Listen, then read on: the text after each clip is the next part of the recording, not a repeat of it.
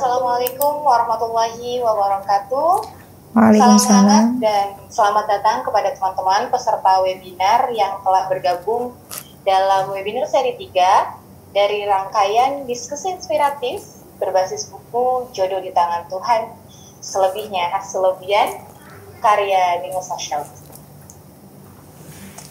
Oke teman-teman, setelah sebelumnya kita melewati seri 1 dan seri 2, sampailah di seri 3 yang cukup galau dan cukup emosional tentang berdamai dengan perpisahan. Teman-teman, tidak semua kisah cinta berujung di pelaminan, tidak semua yang kita perjuangkan akan bertahan, namun semua perpisahan bisa menjadi titik balik jika kita tahu cara berdamai dengan duka. Nah, dalam webinar ketiga kali ini, Nino Sashauki akan mengajak kita menyelami tema yang penuh dengan emosi dan refleksi, yaitu bagaimana menghadapi perpisahan dengan ikhlas dan bermartabat. Nah, apakah itu perpisahan karena tak jodoh, pernikahan yang kandas, atau harapan-harapan yang tak jadi nyata? Karena setiap kehilangan memiliki ruang untuk disembuhkan. Nah, webinar kali ini akan membantu kita, peserta webinar malam ini, untuk memahami bahwa berakhirnya hubungan bukan akhir dari segalanya. Justru itu bisa menjadi awal baru untuk kembali mengenal diri, mendekatkan diri, dan memperkuat hubungan dengan Tuhan, dan menyusun makna yang lebih dalam tentang cinta. Teman-teman, mari kita simak dan gali lebih dalam hari ini dalam sesi diskusi yang reflektif, hangat, dan tentunya tetap menyenangkan. Sebelum itu, teman-teman bisa menyiapkan pertanyaan-pertanyaan terpendamnya mungkin, karena nanti akan ada sesi Q&A interaktif bersama Ning Uswah Syauki dan pembahasan langsung dari beliau berdasarkan pengalaman nyata Ning Uswah Syauki.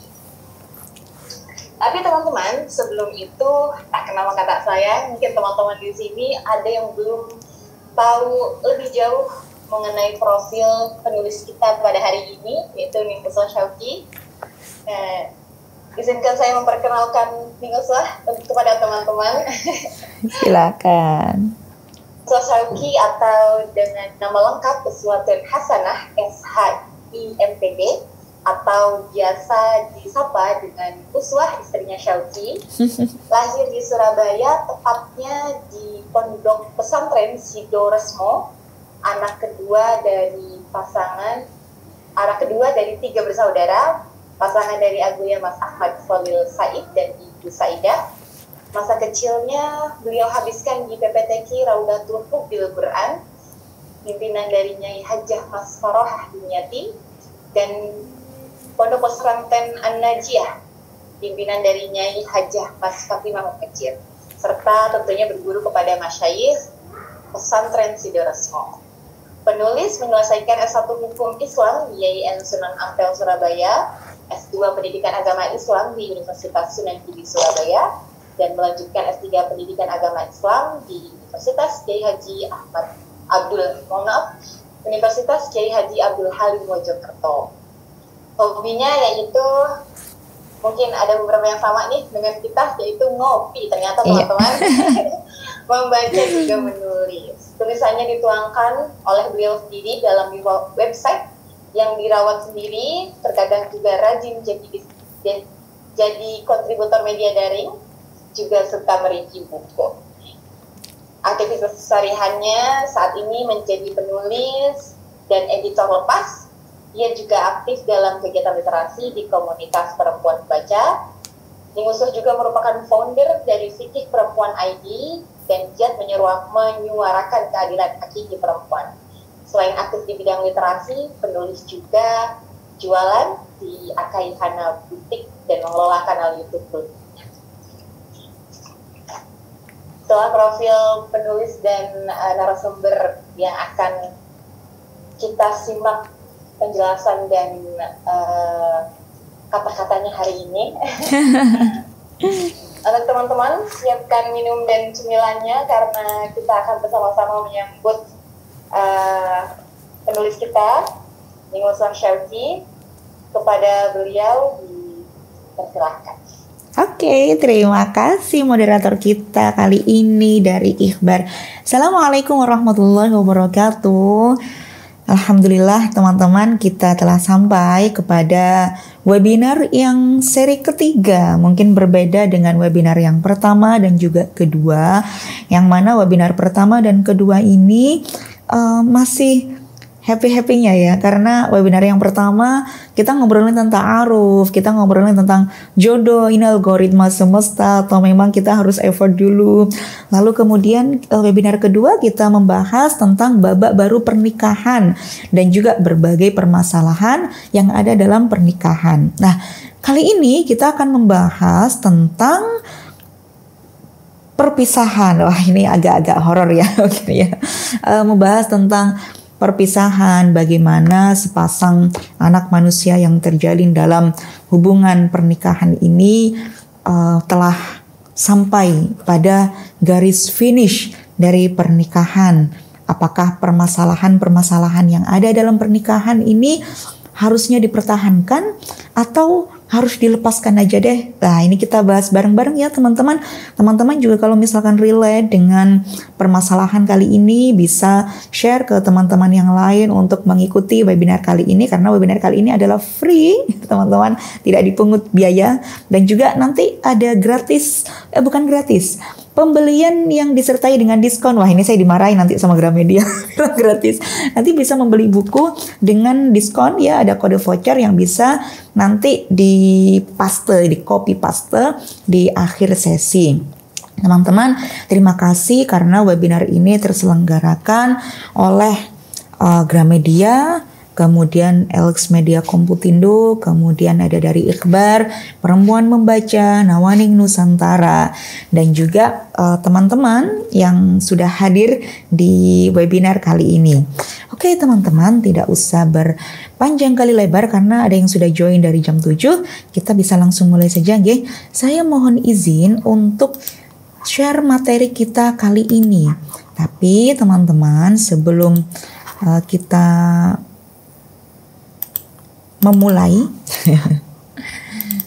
teman-teman bisa menyiapkan terlebih dulu camilannya, bisa menyiapkan terlebih dahulu kopi atau teh, apapun itu, pokoknya se-enjoy-nya teman-teman nggih. Oke teman-teman, semoga hari ini sehat nggih. Kalau yang webinar kemarin-kemarin ada yang masih mau menikah, ada yang sudah menikah, ada yang udah punya anak. Lah, kalau teman-teman yang hari ini bagaimana? Apakah sudah menikah? Atau teman-teman yang ada di sini belum menikah atau banyak yang masih jomblo nih? Teman-teman bisa tulis di kolom komentar teman-teman, atau kolom chat kolom chat ya. Teman-teman mohon izin untuk share materi kali ini. Ya, kita membahas sedikit aja ya, nggak banyak-banyak, mungkin nanti kita banyakin di sesi tanya jawab. Teman-teman, berdamai dengan perpisahan, webinar seri ketiga dari Jodoh di Tangan Tuhan, selebihnya hasil lobian. Oke. Ya, ketakutan terbesar pasangan adalah perpisahan. Ini tidak bisa kita pungkiri ya, teman-teman, baik perpisahan karena cerai hidup atau karena cerai mati. Ya, di dalam fikih ya ada dua jenis perceraian. Yang pertama adalah cerai hidup, yang kedua adalah cerai mati. Itu. Dan banyak sekali dari problem cerai hidup ini atau perpisahan atau firaq ini karena berbagai permasalahan. Yang pertama adalah rumah tangga yang tidak harmonis. Rumah tangga yang tidak harmonis ini juga masih dibagi dalam beberapa hal ya. Ada yang karena cintanya sudah habis, ada yang sudah bosan. Saya mau cerita nih teman-teman, belum apa-apa udah cerita. Ada seorang ayah yang datang kepada saya, beliau sudah sepuh, usianya 60 ke atas ya. Anaknya ada yang sudah menikah dan sudah beranak. Lalu beliau curhat kepada saya bahwa anaknya ini mau bercerai gitu, dan yang menggugat cerai adalah pihak perempuan, yakni putrinya sendiri. Ketika saya tanya apa permasalahannya gitu Pak, kok bisa yang perempuan yang minta bercerai? Alasannya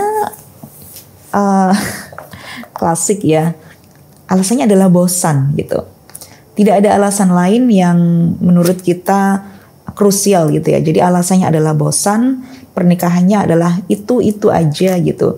Saya melihat kisah ini seperti saya membaca bukunya Paulo Coelho, itu judulnya Veronica Memutuskan Untuk Mati, yang mana dia ini bosan dengan kehidupannya yang itu saja, sehingga dia memulai kehidupan baru yang agak berbeda gitu ya, dengan mencoba untuk mencintai pria lain, mencoba untuk kehidupan lain ya, meskipun dia sudah berumah tangga. Nah, ini adalah salah satu dari penyebab seseorang ingin berpisah. Jadi rumah tangga yang tidak harmonis dengan berbagai permasalahan. Saya juga pernah PPL karena waktu itu S1 mengambil jurusan hukum Islam, dan waktu itu PPL-nya 40 hari di pengadilan agama.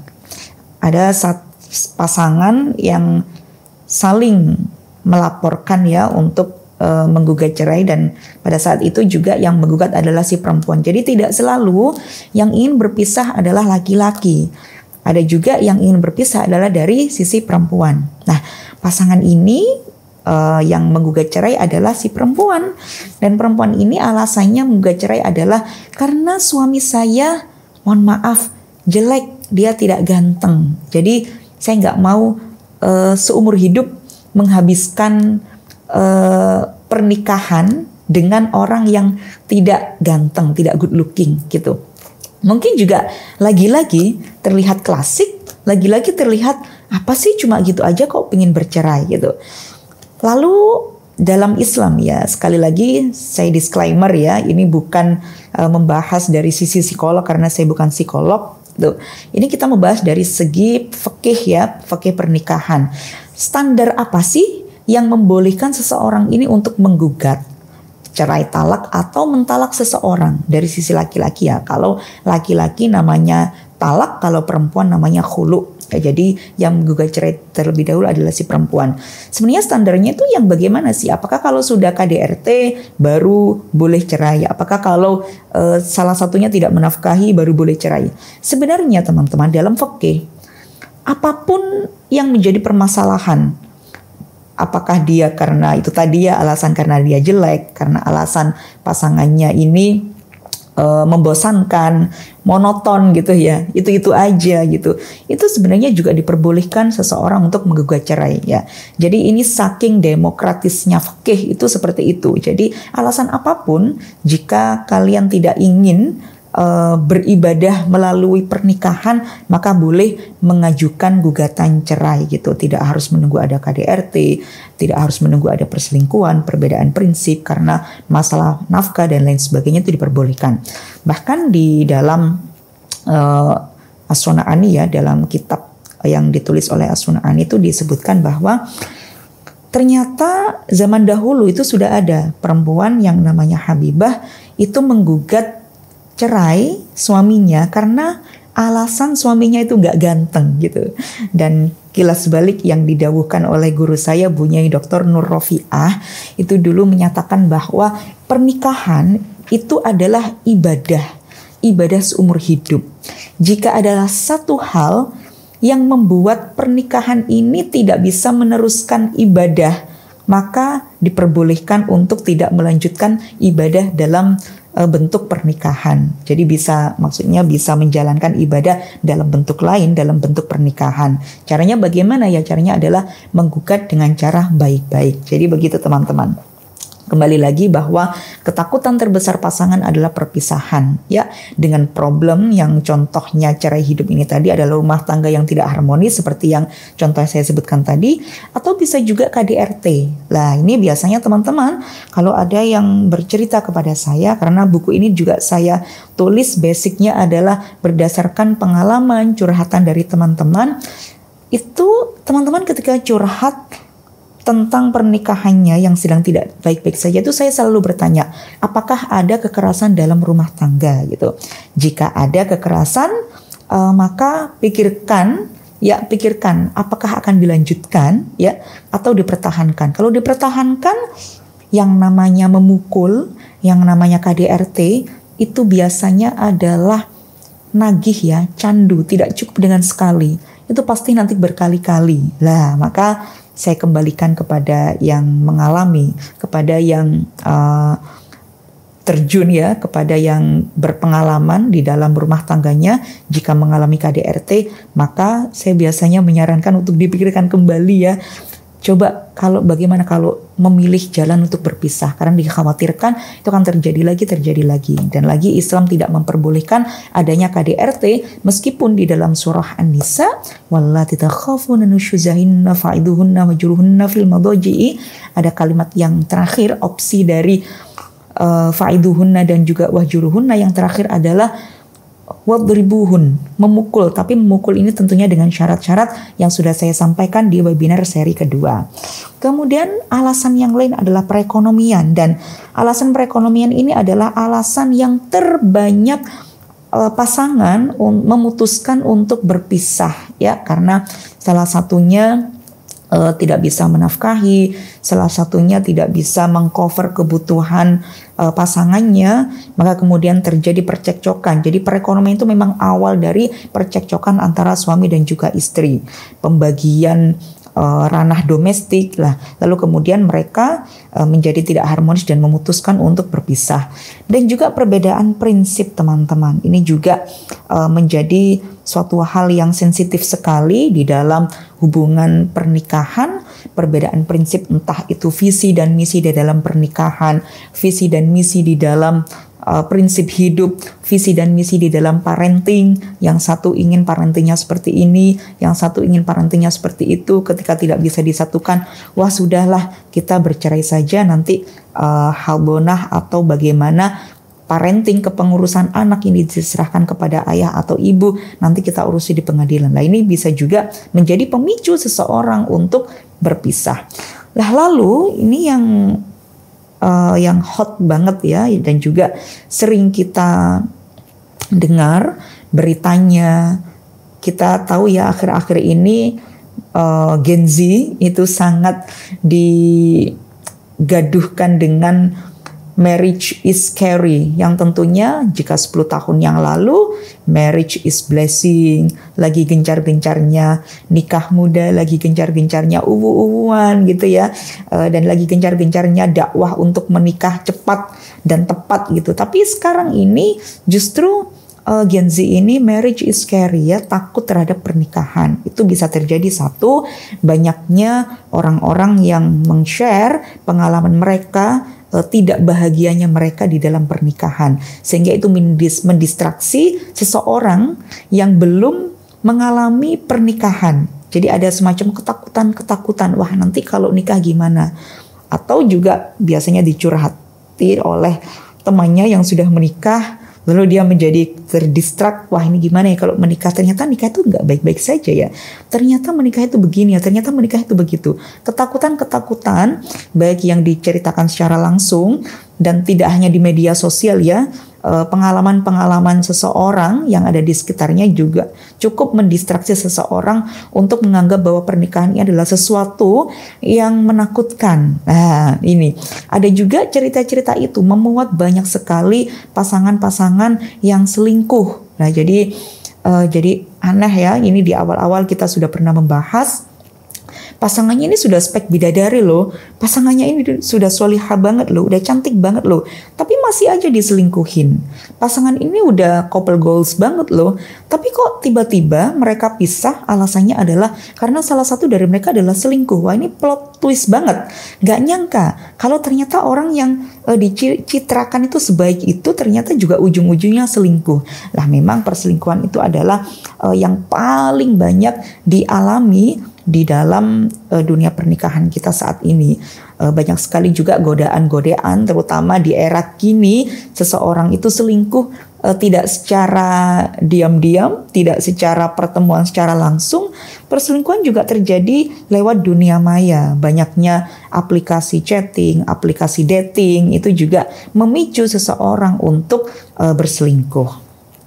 Lalu Ya mungkin perselingkuhan ini adalah salah satu masalah yang klasik ya di dalam pernikahan yang tidak pernah tuntas dibahas. Ini ilustrasinya kalau teman-teman pernah melihat film Layangan Putus itu kan, itu yang awalnya gambaran dari keluarga yang sangat keluarga cemara sekali ya, couple goals dengan anak-anak yang lucu-lucu, yang pinter-pinter, yang soleh, solihah, tapi ternyata yang laki-laki ini yang citranya adalah laki-laki soleh, laki-laki yang family man, ternyata juga tergoda dengan perempuan lain. Oke. Tapi teman-teman tahu nggak sih, tipe perselingkuhan itu ada banyak sekali ya. Kalau misalkan seseorang ya chatting mesra dengan lawan jenis, apakah itu termasuk perselingkuhan? Atau kita jumpai teman kita terlalu loyal dengan lawan jenis di tempat kerja, apakah itu termasuk perselingkuhan? Atau kita menjumpai seseorang yang family man, dia baik dengan keluarganya, dia tidak patriarki, tetapi dia justru tidak cukup dengan keluarganya yang ada di rumah. Justru dia mencari hiburan dengan mencari sandaran hati kepada yang lain. Lah, apakah itu termasuk jenis perselingkuhan atau hanya selingan aja sih, cuma buat happy-happy aja, nggak sampai main hati, nggak sampai naudzubillah, nggak sampai berzina, nggak sampai main serong. Lah, ini ada tipe-tipe perselingkuhan teman-teman. Ada 1, 2, 3, 4, 5, 6. Ada 6 jenis perselingkuhan. Nah, kita harus detail nih, kita harus tahu nih pasangan kita apakah terdeteksi salah satu dari 6 tipe perselingkuhan. Yang pertama adalah accidental. Accidental ini adalah jenis perselingkuhan yang mana tidak ada kesengajaan antara kedua belah pihak pada awalnya. Nah, tapi dari pertemuan yang intens, dari komunikasi yang intens, yang awalnya itu sama-sama tidak memiliki rasa, tapi kemudian dari komunikasi atau pertemuan yang intens itu tiba-tiba terjadi benih-benih cinta atau tumbuh rasa yang dipelihara semakin lama semakin besar hingga timbul rasa cinta dan kemudian menjadi main hati. Nah, perselingkuhan jenis accidental ini yang awalnya tidak disengaja tetapi terjadi begitu saja. Jadi accidentally in love gitu. Jadi tidak sengaja padahal keduanya ini sama-sama memiliki pasangan atau salah satu dari keduanya adalah memiliki pasangan. Nah, hal ini tidak akan menjadi masalah jika keduanya sama-sama single, sama-sama jomblo, sama-sama belum memiliki pasangan. Tetapi jika salah satunya atau keduanya memiliki pasangan, maka ini juga dinamakan perselingkuhan. Nah, biasanya perselingkuhan yang accidental ini terjadi di tempat kerja, di salah satu komunitas, atau di tidak harus selalu bertemu ya. Bisa juga melalui chatting, kemudian tertarik kepada hobi yang sama, kemudian membicarakan kesenangan yang sama, lalu kemudian timbul benih-benih cinta. Maka ini hati-hati. Ini juga termasuk jenis perselingkuhan yang awalnya misalkan dia sama-sama teman kerja, lalu kemudian suka gojlok-gojlokan, kemudian suka makan bareng ketika makan siang, yang awalnya itu ya baik-baik saja, tidak ada benih-benih cinta, tapi karena seringnya bersama-sama maka tumbuh benih-benih cinta. Lah, ini namanya adalah accidentally in love gitu. Lalu yang kedua adalah cry for help. Cry for help ini adalah dari namanya saja sudah kelihatan ya. Jadi dia ini menangis dan juga butuh bantuan. Dia mengundang ketertarikan orang lain melalui kesedihannya, melalui tangisannya. Nah, biasanya perselingkuhan jenis ini, cry for help, adalah jika pasangan ini memiliki problem, memiliki permasalahan yang susah untuk diredakan. Jadi permasalahan bertengkar, tidak selesai, memanas, menangis. Lalu karena dua hati ini sedang berjauhan dan tidak kunjung menyelesaikan permasalahan, maka ada orang lain yang menghapus air mata dari seseorang yang merasa sedih, yang merasa perasaannya ini tidak divalidasi oleh pasangannya. Maka orang ini biasanya ya diawali dengan curhat masalah rumah tangganya kepada lawan jenis. Misalkan curhat, suamiku itu tidak pengertian dengan aku gitu. Lalu dia mulai melihat orang lain dan mulai membanding-bandingkan dengan pasangannya. Lalu dia ingin mencari obat ya, mencari obat untuk lukanya, agar seseorang ini bisa menghapus air matanya, agar seseorang ini bisa melepaskan penderitaannya, lalu terjadilah perselingkuhan, hubungan yang lebih lanjut lah. Ini disebut dengan cry for help. Lalu kemudian yang ketiga adalah retaliatory. Jadi perselingkuhan yang terjadi karena salah satu atau keduanya adalah ingin balas dendam.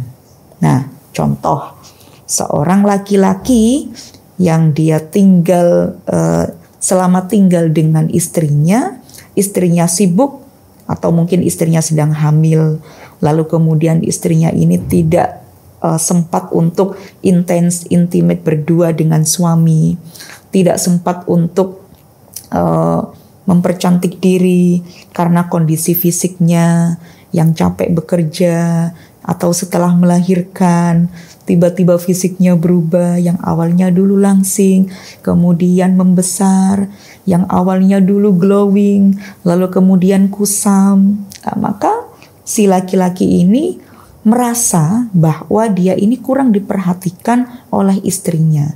Sang suami tidak memperhatikan juga bagaimana kondisinya istrinya, maka kemudian laki-laki merasa, wah kok saya tidak dilayani ya. Maka dia mencari orang lain untuk memuaskan hasrat ingin dimanjanya, hasrat ingin diperhatikan, dan hasrat ingin diservis. Nah, ini yang dinamakan balas dendam. Nah, karena merasa tidak dilayani, akhirnya dia balas dendam dengan mencari melampiaskan kepada yang lain. Atau terbalik, dari sisi laki-laki ini tidak memperhatikan istrinya, chattingan dengan lawan jenis yang itu tidak terkontrol. Chattingan boleh dengan lawan jenis untuk urusan kerja, urusan yang lainnya. Tetapi jika sudah mengarah kepada hal-hal yang sensualitas, kepada hal-hal yang seksualitas, maka ini menjadi perselingkuhan. Karena melihat laki-lakinya itu kok suka chattingan sama lawan jenis yang agak mesra-mesraan, ternyata dia juga selingkuh, maka kemudian si perempuan memiliki dendam di dalam dirinya. Kalau kamu selingkuh, aku juga bisa selingkuh loh. Kamu mengumbar kemesraan dengan perempuan lain, saya juga bisa loh. Saya cantik loh, saya juga bisa loh punya affair dengan yang lain. Oke, maka kemudian keduanya saling balas dendam. Nah, yang seharusnya tidak seperti itu penyelesaiannya, tapi nanti kita bicarakan lebih lanjut. Kemudian yang keempat, self-medication. Self-medication ini hampir sama dengan tipe perselingkuhan yang kedua, yaitu pertengkaran yang tidak ada ujung penyelesaiannya, hingga kemudian dia mencari seseorang yang lain untuk menjadi obat bagi sakit hatinya. Maka yang self-medication ini adalah permasalahan yang tidak ujung berhenti, ya tidak ujung diselesaikan antara pasangan ini, antara suami dan juga istri, tetapi permasalahan ini tidak sampai memanas, tapi lebih ke mereka berdua ini saling memberikan silent treatment. Apa? Saling mendiamkan. Jadi ada permasalahan tidak diselesaikan tapi saling diam. Yang perempuan ini sedang mencurahkan kemarahannya, sedang mengungkapkan, mengutarakan permasalahannya, perasaannya, mengatakan apa sih yang membuat saya itu marah, itu ini alasannya.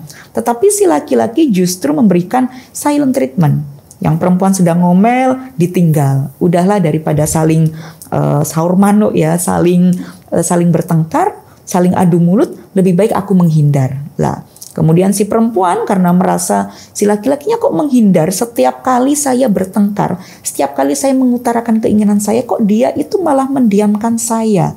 maka kemudian si perempuan juga balas diam. Nah, jadi terjadi perang dingin di antara kedua belah pihak. Sehingga 3 hari diam-diaman, tiba-tiba ya sudahlah selesai. Dianggap sudah selesai, bukan selesai, tapi dianggap sudah selesai. Nah, saling dingin ini tadi kemudian menimbulkan salah satu atau keduanya ini mencari kehangatan dari luar. Kalau yang pertama tadi cry for help ya, dia masih dalam kondisi emosional, dalam kondisi marah, lalu dia mencari seseorang untuk menghapus air matanya. Tetapi yang self medication jenis perselingkuhan ini adalah keduanya ini sudah sama-sama saling dingin, sudah membeku, sudah tidak ada rasa, numbness atau terjadinya mati rasa, sudah tidak merasakan lagi gairah emosi. Bahkan untuk marah pada pasangan pun itu sudah merasa trauma. Percuma saya marah, toh nggak direken. Toh tidak diperhatikan nanti dengan suami, atau percuma saya ngomel, toh tidak diperhatikan oleh istri. Nah, lalu akhirnya suasana yang dingin ini, yang membeku ini, pada akhirnya kemudian mencari perhatian dari luar. Bisa diawali dengan curhat, bisa diawali dengan menjalin hubungan dengan orang lain ya, untuk menghangatkan perasaannya, untuk mencari makna dari cinta yang sesungguhnya yang tidak dia dapatkan dari pasangannya. Oke. Kemudian yang kelima yaitu tipe perselingkuhan tripod. Tipe perselingkuhan tripod ini unik teman-teman. Jadi antara pasangan suami istri atau pasangan laki-laki dan perempuan ini masih sama-sama cinta, masih sama-sama sayang, tetapi dia tidak kuasa untuk mengendalikan perasaan cintanya pada orang lain. Jadi tidak bisa dimungkiri meskipun seseorang itu sudah memiliki pasangan atau sudah sah menjadi suami istri, tidak menutup kemungkinan seseorang ini bisa masih jatuh cinta lagi kepada orang lain selain pasangannya. Maka dia juga tidak berkurang rasa cinta terhadap pasangannya, tetapi dia jatuh cinta lagi. Nah, seseorang yang tidak bisa mengendalikan perasaannya dengan mengembalikan kepada pasangannya bahwa cinta dan juga kasih sayang ini hanya diberikan kepada pasangannya, hanya di fullkan, di push untuk pasangannya, sehingga dia tidak bisa menolak perasaan itu, sehingga dia tetap menjalin hubungan dengan orang lain. Nah, ini yang dinamakan dengan tripod ini. Tripod ini adalah contoh yang diilustrasi gambar ini teman-teman. Dia masih cinta dengan pasangannya, tapi dia tidak kuasa untuk melepaskan selingkuhannya. Nah, ini hati-hati. Makanya biasanya alasannya jika yang berselingkuh adalah laki-laki, alasannya adalah nanti dia ingin poligami begitu ya. Karena laki-laki ada diperbolehkan ya, bukan haknya laki-laki tapi diperbolehkan untuk berpoligami di dalam syariat ya, meskipun nanti kita bahas lebih jauh bukan seperti itu yang dimaksudkan oleh syariat tentang poligami ini. Meskipun si laki-laki ini bisa poligami, maka dia biasanya meminta pasangannya untuk izin poligami. Saya boleh nggak poligami? Tiba-tiba saya itu jatuh cinta dengan dia. Lah ini. Lalu ini yang namanya tripod teman-teman. Kemudian yang keenam adalah exploratory. Lah, perselingkuhan jenis exploratory ini hanya sekedar main-main teman-teman. Jadi bukan karena dia bosan dengan pasangannya sama dengan tripod, bukan karena dia bosan dengan pasangannya, bukan karena kurang sesuatu dengan pasangannya, ingin mencari lebih dari orang lain, tapi hanya ingin explore aja. Jadi dia bisa nyari di, mohon maaf, di lokalisasi, dia bisa mencari perempuan di tempat-tempat karaoke, dia bisa mencari perempuan lain di tempat-tempat lain, gitu ya, dengan tujuan ya untuk have fun aja. Tidak ada rasa cinta sedikit pun, dia nggak kepingin ada rasa cinta, dan bahkan tidak menginginkan untuk hidup bersama dengan seseorang yang ingin dia coba-coba ini saja. Jadi bisa terjadi di area-area begitu ya, apa itu area lokalisasi lah, bisa dikatakan seperti itu, dan dia cukup membayar kemudian dia cinta satu malam selesai. Nah, ini yang dinamakan oleh tipe perselingkuhan exploratory. Jadi perselingkuhan ya karena untuk have fun aja, tidak ingin meminta lebih. Bahkan jika selingkuhannya ini tadi kemudian menagih gitu ya, meminta tanggung jawab atau meminta untuk jatah cinta. Kok kamu nggak mencintai saya sih? Lah ini sudah offset ya, sudah jauh lagi. Tidak ingin sebenarnya, saya tidak ingin ada hubungan yang lebih di perselingkuhan jenis eksploratory. Jadi seperti itu gambarannya teman-teman. Lah kalau teman-teman ya dari yang saya sebutkan tadi atau di sekitar teman-teman ada seseorang yang memiliki pengalaman tipe-tipe perselingkuhan yang 6 itu tadi, dan biasanya teman-teman pasangan suami istri itu ada feeling, gak tahu ya itu memang feeling dari Tuhan atau firasatnya tuh biasanya tuh dalam sekali. Apalagi jika pasangan ini adalah orang yang sangat mencintai pasangannya, pasti itu kan menangkap gelagat seseorang itu jatuh cinta pada orang lain atau pasangannya mulai ada main api dalam tanda kutip dengan orang lain. Lalu apa sih yang harus kita lakukan dan yang tidak harus kita lakukan jika kita memiliki firasat atau menangkap sinyal bahwa pasangan kita ada main dengan yang lain atau main hati? Yang pertama yang teman-teman lakukan, tentukan waktu dan juga tempat yang tepat untuk berbicara. Atau teman-teman bisa menentukan waktu dan tempat yang tepat untuk memilih mengutarakan kepada pasangan, atau mungkin itu hanya sebenarnya puber kedua itu tidak ada teman-teman. Yang ada adalah seseorang yang tidak bisa mengendalikan perasaannya untuk memiliki hubungan dengan pihak lain. Jadi nggak ada istilah puber kedua. Jadi teman-teman bisa menangkap sendiri karena yang paling tahu dengan pasangan itu ya pasangannya sendiri. Ini saya bilang atau enggak ya? Saya mau menjadi detektif terus menjadi detektif atau tidak ya? Ini saya pantau saja. Ini sampai di mana sih pasangan saya ini punya perasaan main hati dengan orang lain. Lah ini hanya teman-teman yang bisa menentukan waktu dan juga tempat yang tepat. Apabila dirasa jika wah ini sudah ada sinyal selingkuh nih, kok sudah mulai begini ya WA-WA-nya nih, ini namanya Yanti tapi diganti Yanto gitu ya, atau diganti Yanto Galon dan lain sebagainya. Wah ini udah nggak beres nih, tapi kok isinya sayang-sayangan, kan nggak mungkin sayang-sayangan sampai Yanto Galon gitu kan. Nah kalau sudah menangkap seperti itu, maka teman-teman harus menemukan waktu yang tepat. Nah, kemudian bertanya dengan tenang. Jadi yang elegan. Nah, jadi nggak sampai dengan handphone lalu tiba-tiba gerbek ya gitu. Ini juga saya tulis di buku nih teman-teman. Kalau menangkap sinyal pasangan selingkuh, kita mau self healing aja atau kita mau memviralkan aja kan? Kalau zaman sekarang itu no viral no justice gitu kan ya. Tapi bertanya dengan tenang teman-teman. Harus dengan yang elegan gitu. Apakah benar Yanto ini siapa? Kok ditulis Yanto Galon tapi isinya sayang-sayangan. It's okay, kamu bisa menjelaskan dengan baik lah. Kamu kalau bisa untuk menghilangkan perasaan ini, saya tunggu dan saya bisa membantu kamu. Lah ini. Kemudian perlihatkan bukti. Tapi saya nggak segampang ini ya mungkin ya. Kalau di posisi yang sekarang saya hanya memberikan webinar dan memberikan contoh itu bisa tenang. Tapi kadang kalau seseorang pada posisi yang seperti ini dia diselingkuhi, kadang itu juga nggak bisa setenang ini gitu ya. Pengennya yang labrak gitu ya, langsung memperlihatkan bukti-bukti gitu. Tapi sebisa mungkin teman-teman harus bisa inhale, exhale gitu ya. Jadi benar-benar ditata hatinya untuk bisa siap untuk bertanya dengan tenang dan juga memperlihatkan bukti.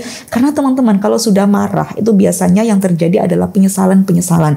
Maka untuk meminimalisir penyesalan setelah kita marah koar-koar yang menyala gitu ya. Jadi baiknya tenang terlebih dahulu ya. Saya hanya membantu untuk memberikan tutorial gitu ya. Jadi mungkin teman-teman yang mengalami juga wah enak nih ngomong doang. Jadi yang terjadi nggak seperti itu. Kadang juga kita nge-freeze, kadang perasaan-perasaan yang nano-nano ketika menjumpai pasangan kita ini berselingkuh gitu. Tapi serius, coba tenang terlebih dahulu, perlihatkan bukti dan juga ungkapkan perasaan dan sampaikan harapan. Ini mau sampai kapan yang seperti ini? Mau lanjut atau bagaimana? teliti terlebih dahulu. Orang yang kamu sukai itu loh bagaimana. Jangan sampai kamu itu jatuh cinta pada orang yang salah. Wong sudah ada saya sebagai pasangan. Lah ini mungkin kalau saya sedang tidak mengalami ini ya bisa aja ngomong kayak gini. Tapi usahakan dengan senyaman mungkin, sesantai mungkin, dan juga seelegan mungkin.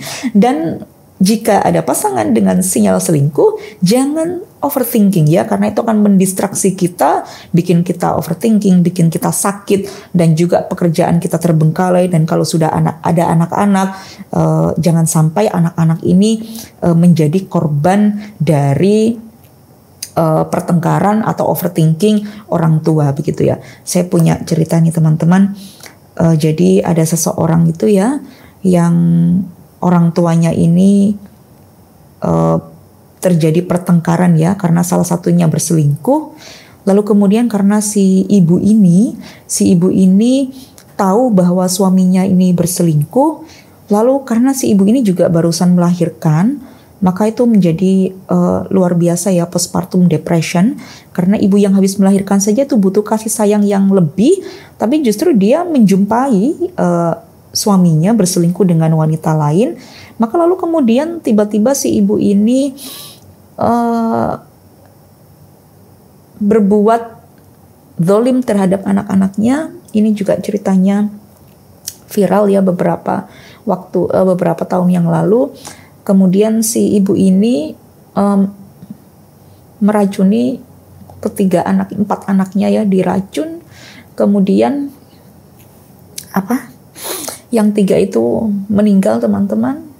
Yang 1 berhasil diselamatkan gitu ya. Tapi 4 anaknya tidak terselamatkan karena ya itu tadi overthinkingnya seorang ibu ya, karena suaminya berselingkuh. Maka kita harus meminimalisir ya kesehatan mental kita dengan tidak terlalu berpikir terlalu jauh ya. Jangan merasa bahwa perselingkuhan itu adalah akhir dari segalanya, tetapi bagaimana caranya permasalahan ini segera terselesaikan gitu. Jangan sampai terlalu overthinking sehingga mendistraksi. Jadi permasalahan ini harus tepat kapan untuk diselesaikan, dan kita bisa lebih fokus ya, meskipun itu sangat sulit sekali untuk fokus di samping permasalahan kita itu banyak sekali, apalagi permasalahan pasangan adalah selingkuh. Lalu jangan terlalu menjadi detektif gitu ya, sehingga mendistraksi lagi-lagi. Jangan overthinking dan terlalu menjadi detektif sehingga mendistraksi pekerjaan kita yang seharusnya kita bisa melakukan lebih baik. Contohnya ini ya, kalau ada sinyal pasangan perselingkuhan, lalu kemudian ada kisah perselingkuhan, lalu kemudian menjadi overthinking, menjadi detektif. Seperti yang kapan hari itu ada kisah si laki-laki itu berselingkuh, lalu kemudian si perempuan jadi overthinking, jadi bawaannya itu kayak curiga terus, padahal si suaminya lagi bekerja gitu ya. Tapi karena ingat-ingat permasalahan orang lain, wah ini jangan-jangan begini, jangan-jangan begitu, sampai menjadi detektif lah ini. Kemudian jangan terlalu terobsesi ya. Jangan sampai kita menjumpai firasat pasangan berselingkuh, lalu kemudian kita terobsesi bahwa kita membenarkan firasat kita. Lah, yang namanya firasat itu bisa salah, bisa benar ya. Meskipun terkadang firasat perempuan itu 99,99% akurat begitu. Tetapi jangan sampai kita terobsesi bahwa yang anggapan kita atau pikiran kita bahwa pasangan kita selingkuh itu harus 100% benar dan bisa membuktikan dengan sendiri. Maka itu tadi ya, perlihatkan dulu bukti-bukti, mencari bukti-bukti yang akurat, lah baru kita memutuskan, oh ternyata dia tidak selingkuh, ternyata dia berselingkuh lah. Tapi intinya dia yang terlalu terobsesi dengan pikiran-pikiran kita tersendiri. Kemudian jangan terlalu menguras energi, karena energi kita lebih baik digunakan untuk mencari bukti-bukti, kemudian lebih tenang dan juga mengumpulkan mental kita ya, mental healing, kesehatan mental kita, dan juga larut di dalam obsesi seperti yang saya sampaikan tadi. Lalu ketika seseorang memutuskan untuk berselingkuh, ini maaf ya, saya memang lebih banyak membahas tentang perselingkuhan karena lebih banyak perceraian atau perpisahan itu terjadi karena ada pihak yang ketiga. Nah, ini makanya kita harus nge-remove nggak nih yang pihak ketiga. Makanya lebih banyak saya bahas tentang perselingkuhan.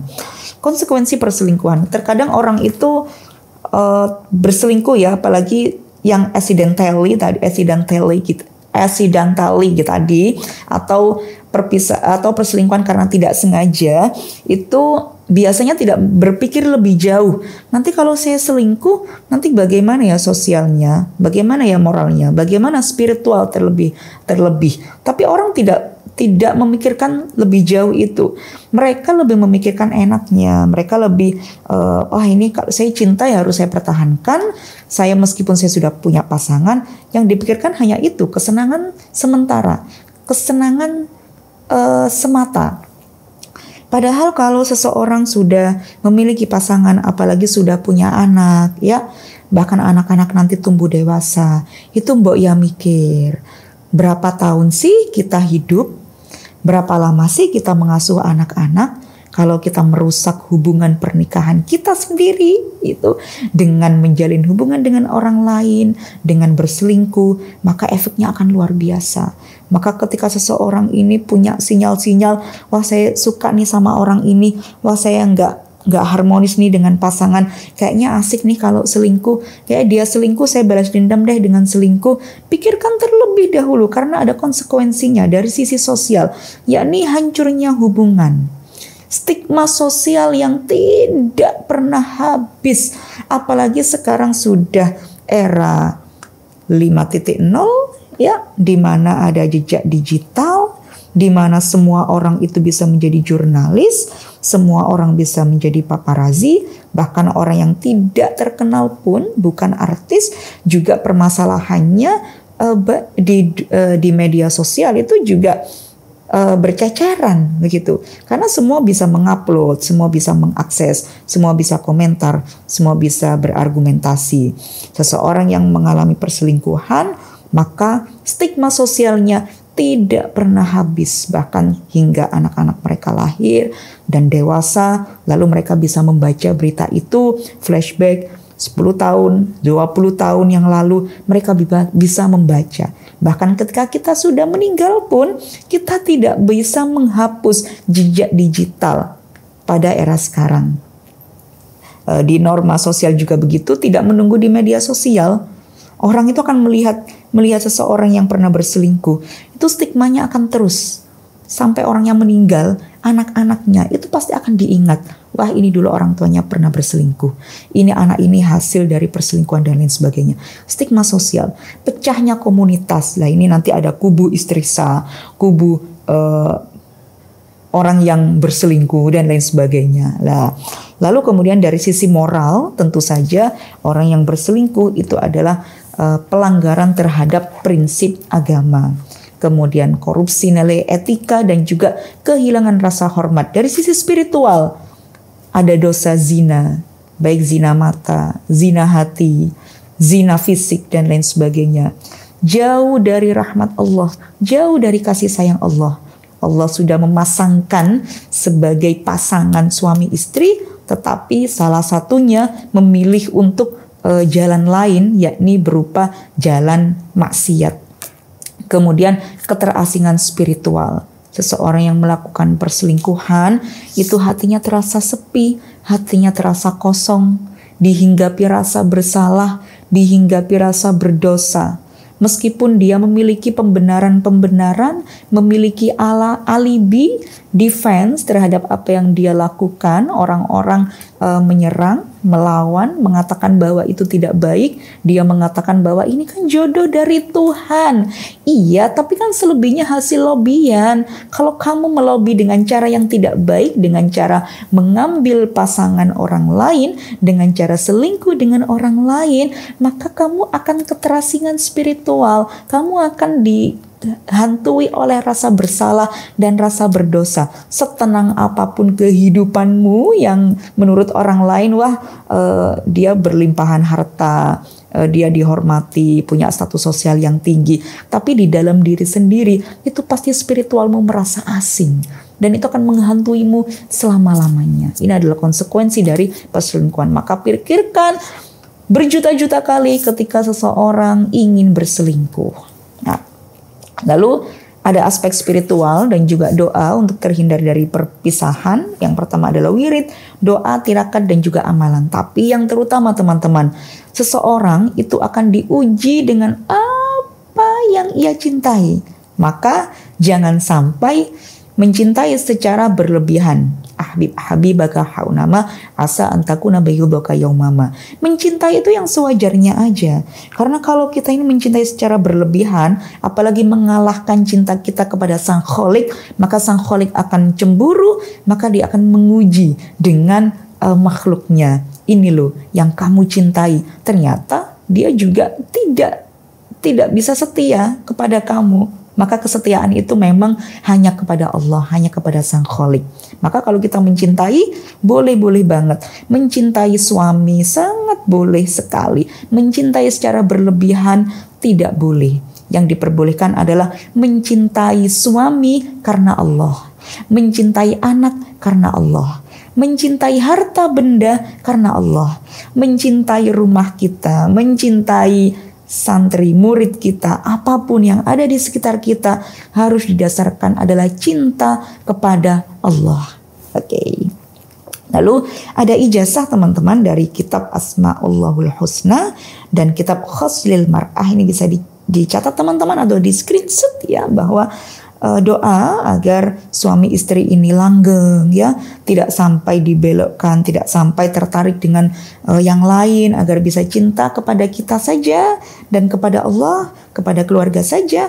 Doanya adalah Allahumma barik li fi ahli wa barik lahum fi warzuqni minhum warzuqhum minni. Allahumma jma' bainana ma jama'ta ila khairin wa farriq bainana idza farraqta ila khairin. Ini bagus sekali doanya. Dan juga ada wiridnya teman-teman.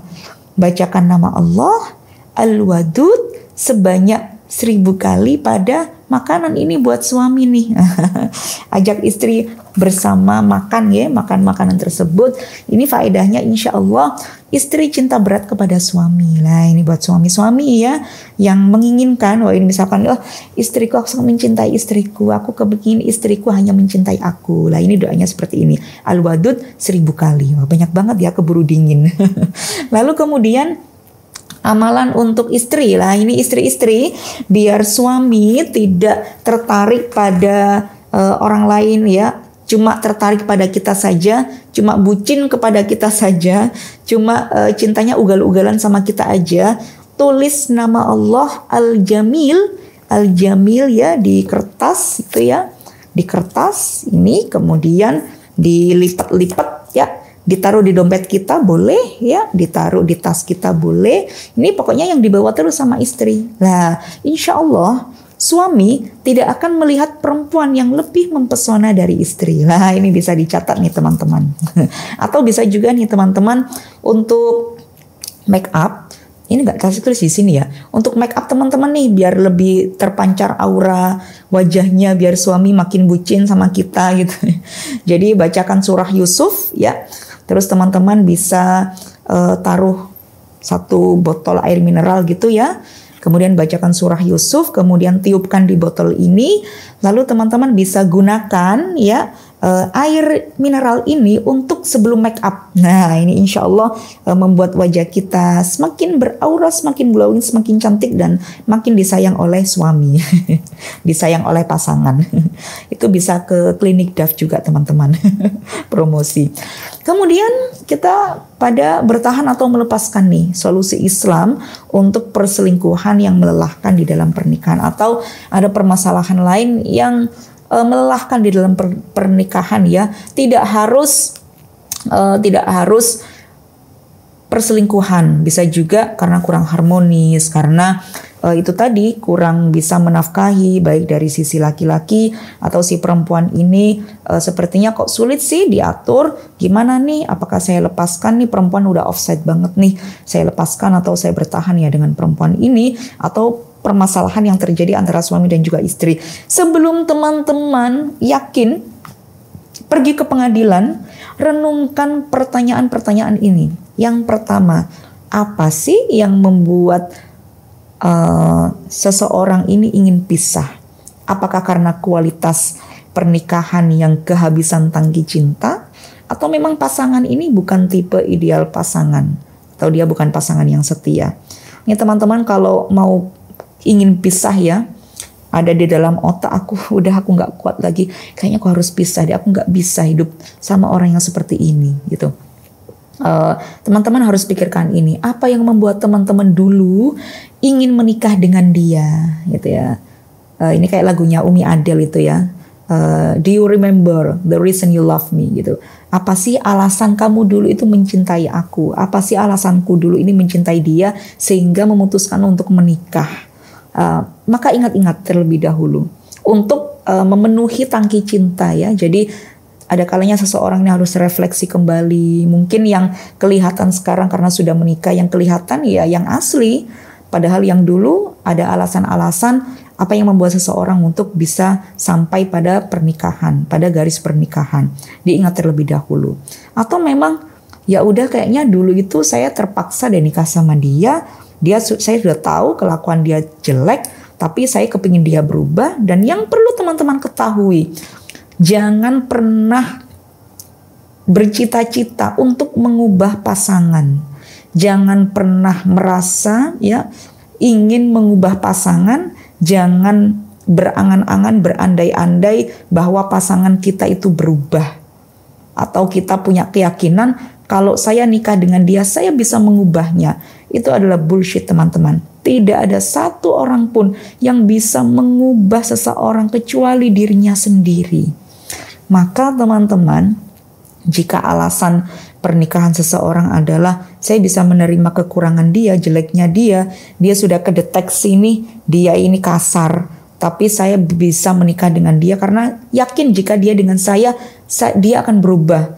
Tidak teman-teman, jangan bercita-cita seperti itu karena hal itu adalah hal yang sia-sia. Tidak ada satu orang pun yang bisa membuat orang lain itu berubah. Yang bisa mengubah hanyalah dia sendiri dan juga Tuhannya.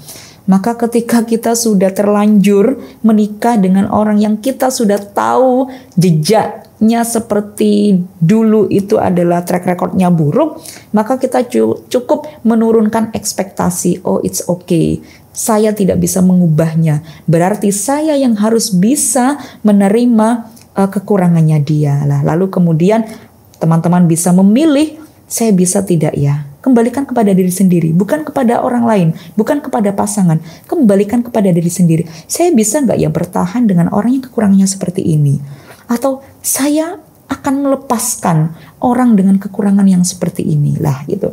Lalu yang kemudian bagaimana perasaan terhadap pasangan sebelum dan sesudah terjadi permasalahan. Nah, apakah tetap sama atau sebelum ada permasalahan yang membuat suatu pertengkaran itu dulu udah ngeselin banget, sekarang ditambah ada permasalahan tambah ngeselin. Lah, apakah tetap bertahan, tetap mencintai atau bertahan karena takut hidup tanpa pasangan? Pikirkan kembali. Ataukah pasangan menunjukkan usaha, tidak hanya pasangan, apakah diri sendiri ini sudah menunjukkan usaha untuk menghentikan hal yang memicu permasalahan. Nah, kalau misalkan dalam suatu permasalahan pasangan sudah menunjukkan untuk berubah gitu ya, mau mendengarkan, mau untuk diajak komunikasi, maka teman-teman bisa memilih, oh kayaknya ada effort nih, meskipun effortnya sedikit, tapi ada effort kecil ini nih, gak apa-apa, saya akan berusaha untuk bertahan.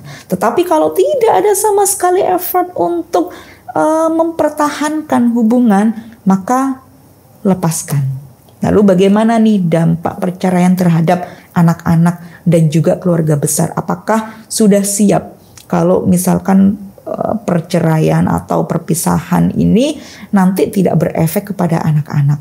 Kalau misalkan ada perjanjian, kita boleh pisah, tapi anak-anak tidak kehilangan orang tua. Meskipun ini sangat-sangat sulit sekali untuk dilaksanakan, tetapi kembali lagi kepada komunikasi keduanya. Jika dirasa berpisah itu adalah fresh start, bukan kiamat, maka bisa memilih untuk melepaskan dan memilih untuk mencari kebahagiaan dari jalur masing-masing.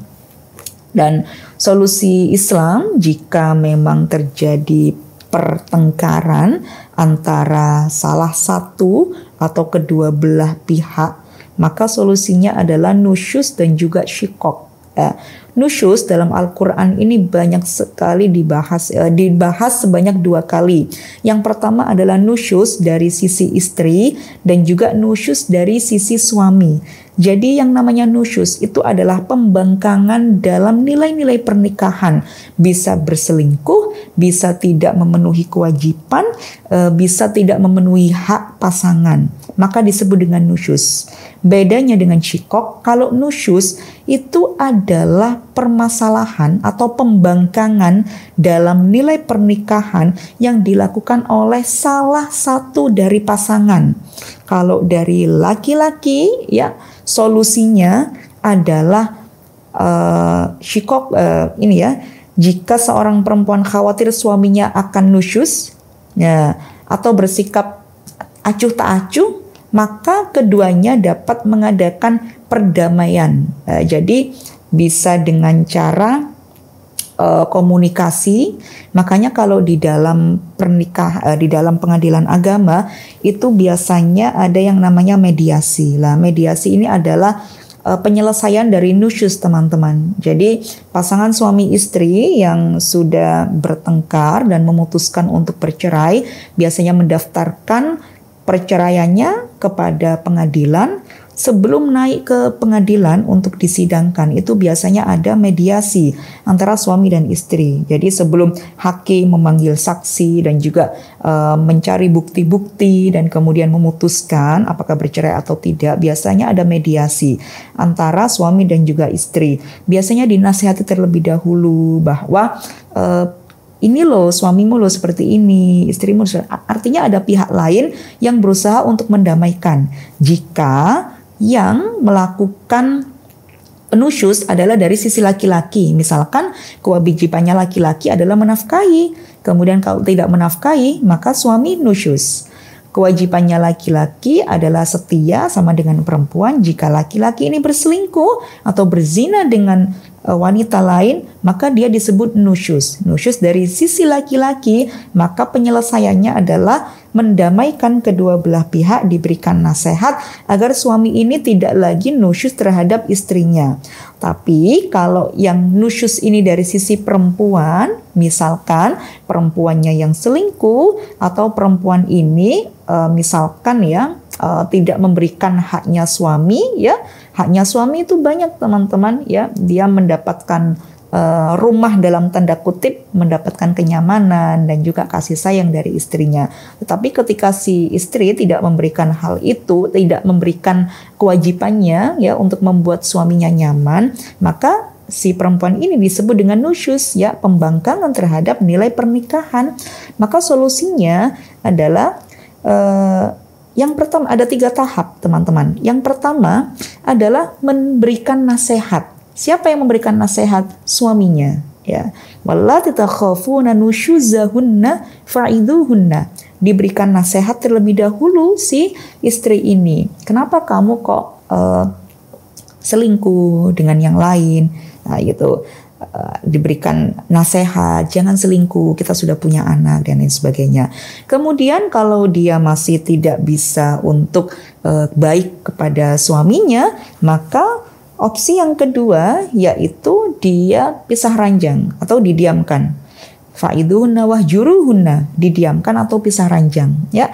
Jadi berikan waktu kepada si perempuan ini untuk merefleksikan nasihat-nasihat dari suaminya tadi, ya, dengan cara tidak dikumpuli terlebih dahulu, tidak diajak untuk berhubungan terlebih dahulu, karena tentunya mereka lagi bertengkar ya, jadi mungkin itu akan bikin hubungan tidak baik gitu jika mereka satu ranjang gitu. Maka solusinya yang kedua, jika tidak bisa dinasehati maka pisah ranjang. Kemudian jika tidak bisa tidak bisa dinasehati, ya tidak bisa dijauhi dengan pisah ranjang, maka dengan cara dipukul dengan 4 syarat. 4 syarat ini adalah, yang pertama, ini sudah saya sampaikan tapi saya sampaikan lagi secara singkat mawon. Yang pertama adalah syarat memukul, ya ini dengan maksimal menggunakan kayu siwak, ya tidak boleh dengan tangan kosong. Kemudian yang kedua, tidak boleh mengenai area tubuh yang vital ataupun wajah. Kemudian yang ketiga, tidak boleh diawali dengan pertengkaran, tidak boleh diawali dengan adu mulut, ya, sahur manuk tidak boleh. Kemudian yang keempat syaratnya adalah jika setelah dipukul ya, dipukul dengan siwak itu tadi, jadi kecil teman-teman ya, begini ya. Ya, jadi yang diperbolehkan memukul istri itu dengan siwak, tidak boleh dengan tangan kosong. Siwak dan tidak boleh mengenai area tubuh yang vital, maka boleh yang ini aja lah. Ini baru boleh yang namanya memukul. Dan ketika dipukul, si perempuan ini tidak merasa sakit hati. Ketika perempuan ini merasa sakit hati, maka dosa suami memukul. Ketika perempuan ini dipukul di area tubuh yang vital atau di area wajah, apalagi sampai lebam, maka dosa di sisi suami. Maka tidak diperbolehkan yang namanya memukul. Ini sebenarnya asbabun nuzulnya adalah saat itu si perempuan yang namanya Habibah dipukul oleh suaminya, kemudian dia curhat kepada Kanjeng Nabi Muhammad, dan ini yang dijadikan dalil bahwa perempuan yang di KDRT, perempuan yang diperlakukan tidak adil oleh suaminya itu boleh curhat kepada orang yang memiliki otoritas untuk dicurhati ya, bisa ke hakim, bisa ke orang yang bisa menerima curhatan dan menasihati dengan baik, maka itu boleh. Bukan namanya membuka aib suami gitu. Maka ini cara ketika suami atau istri sedang nusyus atau terjadi terjadi pertengkaran ya. Jadi agar tidak sampai bercerai. Nah, maka solusinya adalah dua hal ini, dari sisi istri dan juga sisi suami. Lalu kemudian kalau syikok, perbedaannya antara nusyus dan juga syikok. Syikok ini adalah dua pihak yang saling berselisih. Fa in khiftum syiqaqa bainihima, jadi keduanya itu bertengkar, keduanya tidak bisa untuk tidak mau mengalah ya. Kedua-duanya juga melakukan kesalahan, yang suami tidak melaksanakan kewajibannya sebagai suami, yang istri juga tidak memberikan haknya suami, maka dua-duanya ini sedang bertengkar, sedang tidak baik-baik saja ya. Ini yang disebut dengan syikok. Kalau yang nusyus tadi salah satunya, entah yang dari sisi suami atau yang dari sisi istri. Tetapi yang syikok ini dua-duanya juga salah. Nah, maka bagaimana solusinya? Fab'asu hakaman min ahlihi wa hakaman min ahliha. Kalau tadi nusyus adalah jadi pihak yang otoritas untuk menasehati ya, bisa hakim, bisa orang tua, bisa sesepuh, bisa kiai yang dipercaya untuk menasehati kedua pasangan ini. Tapi kalau syikok mendatangkan kedua pihak, dari laki-laki dan juga pihak perempuan. Bisa dari seorang guru, bisa dari kiai, dari bunyai, dari pengadilan, ya, intinya kedua-duanya. Jadi pihak laki-laki didatangkan hakam, pihak perempuan juga didatangkan hakam. Bukan satu orang yang menasehati dua orang, tetapi dua-duanya. Lah, untuk membantu penyelesaian. Jadi orang tua atau sesepuh itu dilibatkan di dalam syikok. Ini bagaimana?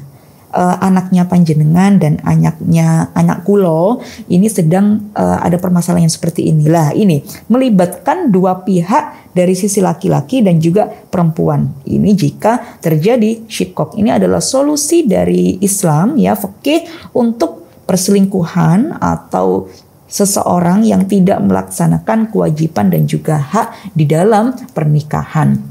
Teman-teman, intinya tidak ada pernikahan yang salah.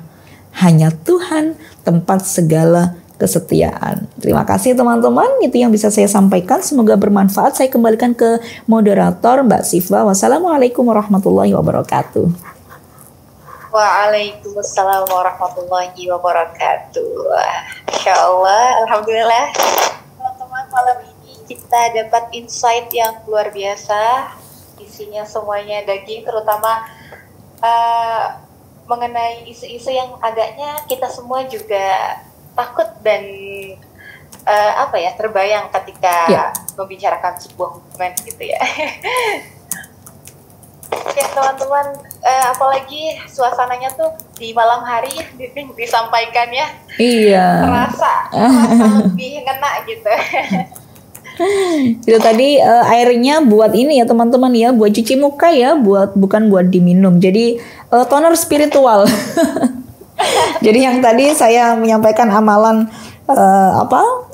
untuk agar suami itu bucin sama kita. Jadi dibacakan surat Yusuf, kemudian ditiupkan ke air mineral ya, botol air mineral. Itu bisa dipakai untuk kayak cuci muka gitu ya, atau setelah cuci muka lalu kemudian sebelum kita pakai make up itu dibuat untuk toner gitu. Tunnel spiritual lah. Tunnel Ini kalau di ini ya apa kalau di diindustrikan gitu ya, kalau diperjualbelikan laris kayaknya kayak garam ini apa. benar, inovasi baru. Iya. Apa aku mulai jualan itu aja ya? Siapa yang Ini laris ini, iya laris ini. Ini pembeli pertamanya di sini semua yang hadir. Atau ini buat ide usaha teman-teman ini, wah gawat ini. Ya, kasih royaltinya ya buat saya ya. Kreditnya tetap dari Ning Uswa. Iya. Teman-teman, kita sudah sama-sama mendengarkan ya bagaimana terutama isunya soal perselingkuhan, how to survive dan how to recovery and heal from traumatis ya, dari beberapa trauma-trauma yang mungkin sudah mengalami itu. Tentunya juga sudah disampaikan dalam POV atau dalam sisi pandang gimana menghadapinya dalam pandangan Islam, dalam yang tertera dalam Al-Quran dan hadis, dan yang sudah dijelaskan juga sama Ning Usah berdasarkan kisah-kisah Nabi sebelumnya. Ya teman-teman, semakin banyak yang kita tahu, semakin penasaran kan isi bukunya bagaimana. Jadi teman-teman yang hadir di sini, ada kabar gembira untuk teman-teman yang mau membeli bukunya Ning Uswa. Ada diskon khusus 20% kepada teman-teman yang sudah bergabung di webinar seri ketiga ini. Iya, jadi berapa nih 20%? Silakan teman-teman cek sendiri kalkulatornya. 20% dengan menggunakan kode voucher Alex Jodoh. Oh, jadi 71.200 saya ngitung nih. Penasaran. Worth it banget teman-teman. Iya, teman-teman. Klaim kode vouchernya dan check out sekarang juga. Iya, alhamdulillah ini juga cetak yang kedua akhir bulan ini. Info dari Quanta. Terima kasih Quanta sudah cetak ulang, ya Allah, terima kasih. Oh, ada Gus Sofal di sini ya.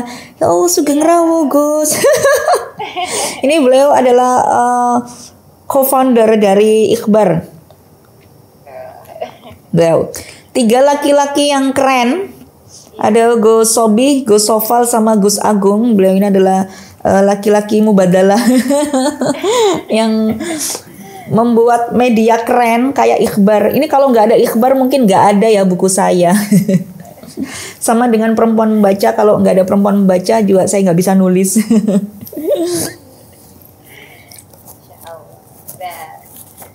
Ternyata sudah terbit cetakan kedua ya Ning ya? Iya, alhamdulillah. Karena kemarin juga banyak yang info kalau stoknya udah makin menipis. Alhamdulillah. Saya mau sedih apa bahagia gitu loh, kalau stok menipis berarti laku gitu.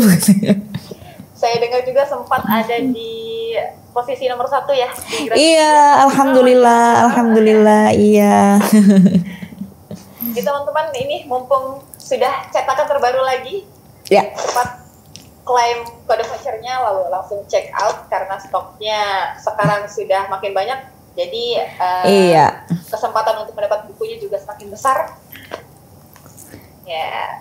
Dan selanjutnya teman-teman yang sudah menyiapkan pertanyaan-pertanyaan terpendamnya selama tadi Ning Uswa menjelaskan boleh raise hand di sini, dan pertanyaan disampaikan hanya melalui on video, tidak melalui chat ya teman-teman ya. Langsung raise hand dan nanti dibuka kameranya untuk menanyakan langsung melalui video. Yes, menunggu. Kalau nggak ada yang tanya, saya seneng banget gitu kan. Berarti teman-teman udah baca bukunya aja deh gitu. Udah solusinya ada di situ kok. Dan versi revisi ini, Mbak Siva, yang buku terbaru itu versi revisi, pastinya lebih baik lagi. Layoutnya lebih bagus lagi nanti. Aduh, terima kasih teman-teman yang sudah membaca, yang sudah membeli, yang sudah merekomendasikan, yang sudah beli terus kemudian baca, terus review, terus posting gitu. Seneng banget. Terima kasih. Sudah ada yang raise nih. Oke. Dari Mbak Sri Wahyuningsih. Oke, silakan. Silakan Mbak, dibuka kamera dan mikrofonnya. Oke. Assalamualaikum nih. Waalaikumsalam, Mbak Sri. Mbak Sri Wahyu, silakan. Iya. Izin bertanya nih. Oke. Apabila kalau misalnya biasanya itu wanita itu kan terlalu banyak ragunya ya nih ya. Terlebih untuk yang mungkin baru mengenal atau memulai atau ya intinya perkenalan seperti itu. Gimana sih nih kalau misalnya kita itu udah ngerasa ada banyak persamaan nih dengan orang yang mungkin kita mencoba kenal gitu. Tapi gimana cara ngeyakinin kita itu supaya oh ini nih kayaknya orang yang saya ngerasa cocok gitu, bukan jadi nggak ada ragu sama sekali gitu. Karena mungkin di samping kita mungkin hidup di lingkungan yang beberapa sekelilingnya mungkin ada pernikahan yang kurang baik gitu kan. Jadi kita itu terlalu banyak melihat hal yang demikian kayak gitu. Gimana cara kita untuk meyakinkan hal itu supaya kita itu benar-benar nggak ragu gitu. Selain kita istikharah ya Ning tentunya. Iya, oke, pasti. Oke, terima kasih Kak Sri. Ini gimana, langsung dibahas atau nunggu pertanyaan yang lain? Gimana Mbak Siva? Sepertinya langsung dijawab aja sambil nunggu teman-teman menyiapkan pertanyaan lagi. Oke, terima kasih Mbak Sri Wahyuni atas pertanyaannya. Jadi memang kita banyak sekali ya betapa sekitar kita itu mempengaruhi kehidupan kita. Bahkan permasalahan orang lain itu juga cukup mendistraksi bagaimana kita ke depan gitu. Termasuk di dalam pernikahan gitu. Banyak sekali di sekitar kita dipertontonkan, bukan dipertontonkan tapi secara tidak langsung ya kita melihat, karena kita juga bersosial, itu banyak sekali pernikahan yang tidak baik-baik saja. Nah, sedangkan kita ini mau menikah, sudah ada calonnya, tapi untuk melangkah ke pernikahan itu juga ragu-ragu. Benarkah dia ini orang yang tepat buat aku?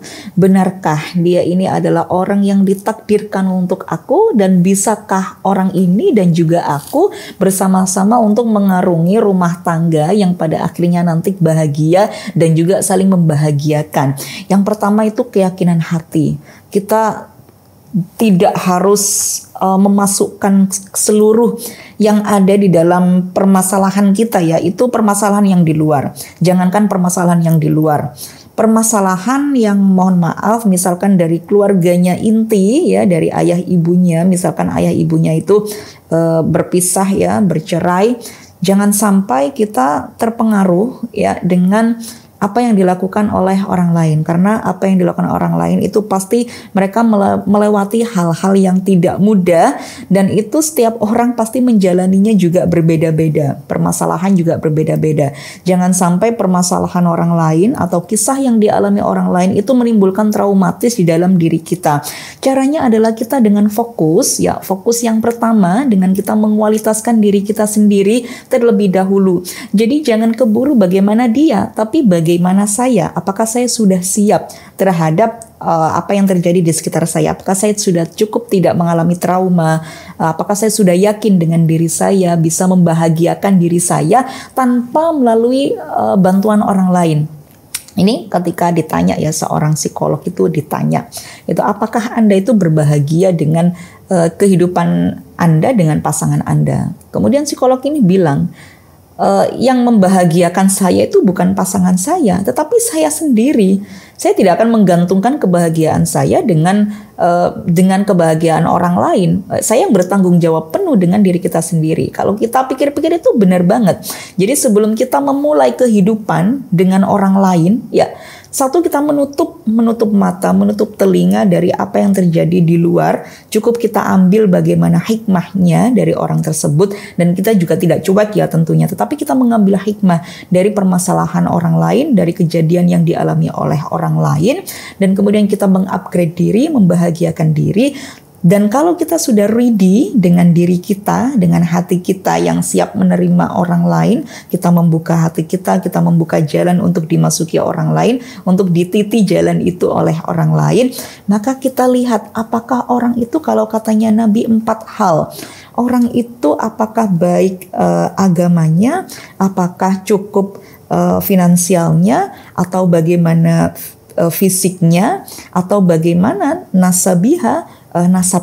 Tetapi whatever, apapun itu, 4 hal itu, meskipun dia ini ganteng atau dia ini cantik, dia good looking, dia harus tetap baik.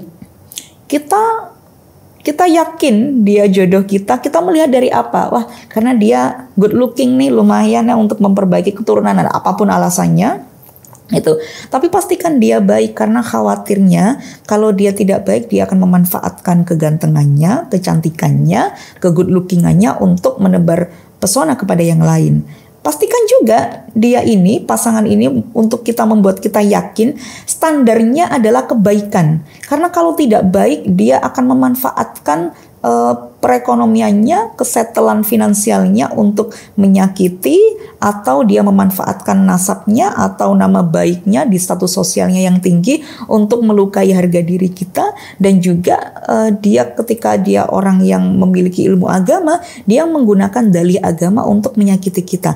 Maka standar dari keyakinan diri kita bahwa dia adalah orang yang tepat bagi diri kita, maka dia harus orang yang baik. Entah dia orang yang baik ini, dia ini good looking, dia orang baik ini, dia hartanya banyak, dia orang yang baik ini nasabnya bagus, dia orang yang baik ini adalah agamanya yang bagus. Intinya adalah standar dari keyakinan kita untuk melangkah dengan dia adalah dari kita melihat kebaikan. Tapi kadang kita ketika awal-awal penjajakan, awal-awal ta'aruf, itu kita diperlihatkan dengan kebaikan-kebaikan. Maka yang harus kita lakukan adalah kita jangan sampai nge-push full perasaan kita untuk mencintai secara berlebihan. Kembali lagi seperti tadi ya, habibaka haunama. Jangankan kok yang sudah menikah, jangan terlalu berlebihan mencintai dengan pasangan, apalagi yang belum menikah. Maka kita mencintai sewajarnya, menyukai sewajarnya, lalu kemudian kembalikan sepenuhnya kepada Allah. Mungkin begitu ya. Silakan feedback. Terima kasih nih atas jawabannya. Oke. Terima kasih juga kepada Mbak Siwaji. Halo, iya, ini Tafsir Al-Misbah. Tafsir Al-Misbah ini teman-teman adalah request saya waktu nikah. Jadi ketika saya menikah, saya ditanya sama suami, ingin mahar apa gitu. Saya menyampaikan saya ingin mahar Tafsir Al-Misbah 30 juz karangan Profesor Quraish Shihab, ya, Abi Quraish Shihab. Lalu suami saya, karena beliau adalah seorang santri, maka menyampaikan hal ini kepada abahnya dan juga kepada gurunya, yaitu Mbah Yai Husain Ilyas. Ketika sowan disampaikan, jawaban dari Mbah Yai Husain adalah mahar itu seharusnya adalah yang bernilai finansial gitu. Jadi bernilai harta benda, bukan kayak, meskipun boleh misalkan maharnya adalah ngajarin ngaji, hafalnya adalah kalau hafalan Al-Quran ya, ini yang juga sering juga ini jadi bahas ini ya, meskipun nggak ditanyakan gitu, tapi saya bahas tentang mahar ya. Mahar itu yang baik adalah yang bernilai harta benda, teman-teman, syariatnya. Tapi diperbolehkan mahar yang bukan harta benda tetapi jasa. Seperti saya akan menikahi kamu, maharnya adalah saya mengajarkan kamu Al-Quran, atau saya menyimak hafalan kamu Al-Quran sampai 30 juz, wah so sweet banget ya. Atau saya mengajarkan kamu kitab, khataman kitab apa, itu diperbolehkan. Nah, yang diperbolehkan tapi tidak dianjurkan adalah mahar berupa misalkan setoran hafalan, misalkan surat Ar-Rahman, sebenarnya boleh, cuma tidak disarankan seperti ini ya. Yang lebih baiknya mahar itu adalah berupa harta benda. Nah, kembali ke cerita tadi ya, ketika disampaikan oleh suami saya bahwa maharnya minta tafsir Al-Misbah.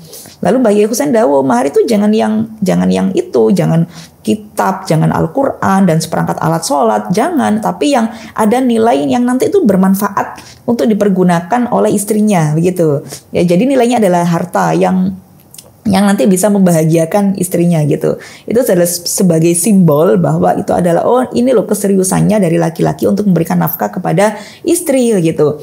Lalu kemudian diganti maharnya adalah uang tunai dan juga perhiasan emas gitu.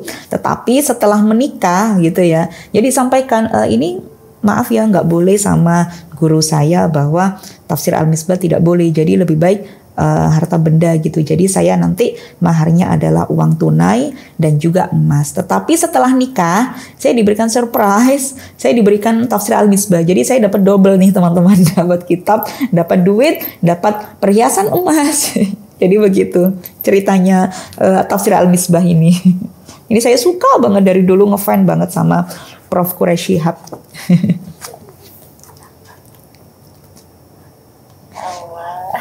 Teman-teman, iya ini saya punya hadiah parfum buat yang aktif bertanya. Ini produk saya sendiri teman-teman, Clia Zara. Ya teman-teman yang mau bertanya lagi, kesempatannya bukan hanya bisa menanyakan langsung kepada Ninguswa, tapi juga berkesempatan untuk mendapatkan merchandise dan konsultasi eksklusif nih. Oke. Silakan raise hand dan dinyalakan video serta mikrofonnya.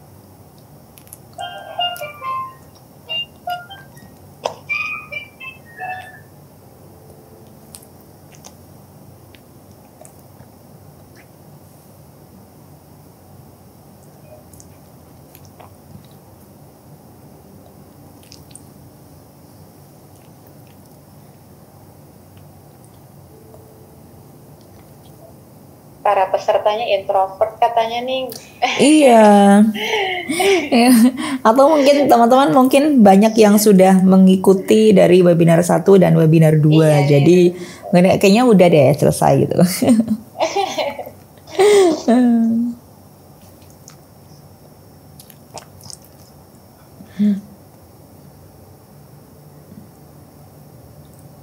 Kalau sudah selesai boleh.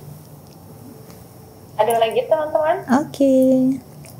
Kesempatan untuk bertanya masih dibuka sebelum kita bersama-sama nanti tutup.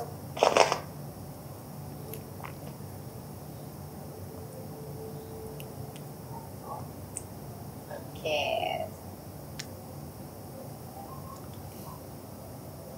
Sepertinya sudah ya.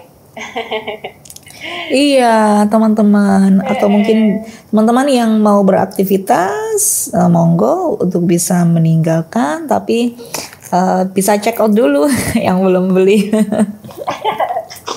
Ada promo teman-teman nih. Iya betul. Nah, cetakannya juga cetakan terbaru.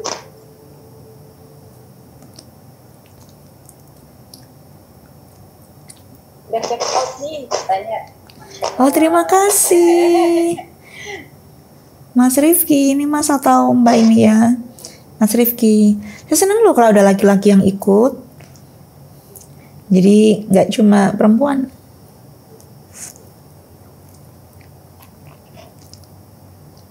Ini ada yang bertanya, katanya nih nanti bertanya lewat DM, saged nopo? Boleh, monggo, sangat bisa di DM. Kalau saya tidak di DM teman-teman, saya juga tidak menulis buku ini. Oke, sepertinya sudah ya teman-teman, sesi tanya jawabnya sudah cukup, Ninguswa? Monggo. Ya. Oke. Terima kasih kepada seluruh peserta yang telah meluangkan waktu dan hatinya untuk webinar seri 3 ini, Berdamai dengan Perpisahan. Bersama Ninguswa Syauqi, kita telah belajar bahwa perpisahan bukanlah kegagalan, melainkan bagian dari perjalanan hidup yang penuh dengan makna. Semoga apa yang disampaikan malam ini bisa menjadi pelita di tengah gelap, penguat di tengah luka, dan pengingat bahwa cinta sejati selalu membawa kita lebih dekat kepada Tuhan, meskipun jalannya kadang melalui perpisahan. Teman-teman, jika belum memiliki bukunya, silahkan diorder di official Shopee Alex Media melalui link yang tercantum di kolom komentar, dan masukkan kode vouchernya Alex Jodoh untuk mendapatkan ekstra diskon 20%. Nanti teman-teman peserta yang tadi sudah aku bertanya, ada merchandise ya? Iya, ada. Karena yang tanya cuma satu, ya saya kirimin 2 nanti yo. Nanti dikabarkan kembali atau bagaimana nih? Oke, nanti biasanya sama Mbak Sofa. Mbak Sofa editor dari buku ini. Oh ya, Mbak Siva, saya punya satu video yang mungkin bisa ditayangkan sama Mbak Sofa. Satu video renungan, semoga kita bisa awet dengan pasangan ya. Tidak mengalami ketakutan terbesar kita di dalam pernikahan, yaitu perpisahan ya. Terutama perpisahan saat hidup ya, cerai hidup, jangan sampai. Jadi semoga kita satu untuk selamanya gitu ya. Kalau bisa hatal jannah. Oke, silakan diputer videonya Mbak Sofa. Jangan ini yang terakhir ya. Iya, nanti kita foto bareng dulu. Ada satu video itu yang bagus banget. Coba Mbak Sofa diputer. Iya, boleh.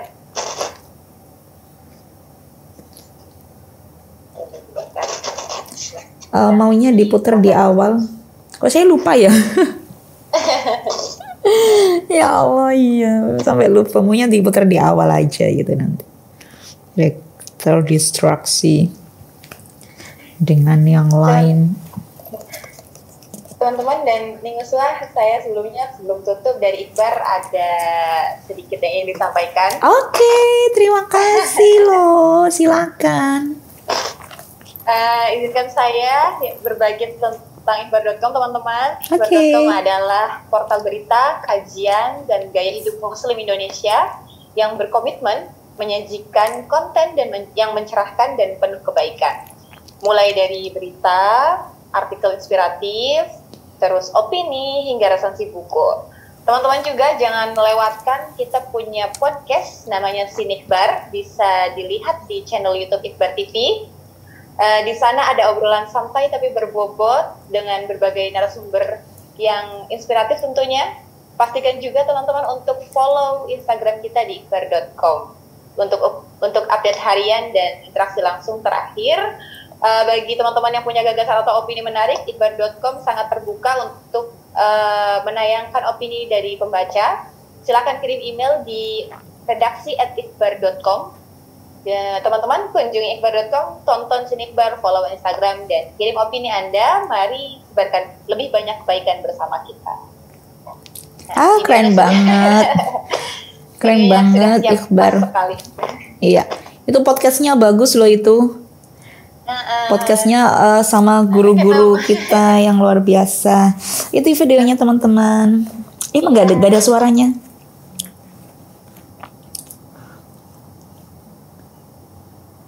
Senang banget loh teman-teman kalau bisa sampai setua ini bersama pasangan kita.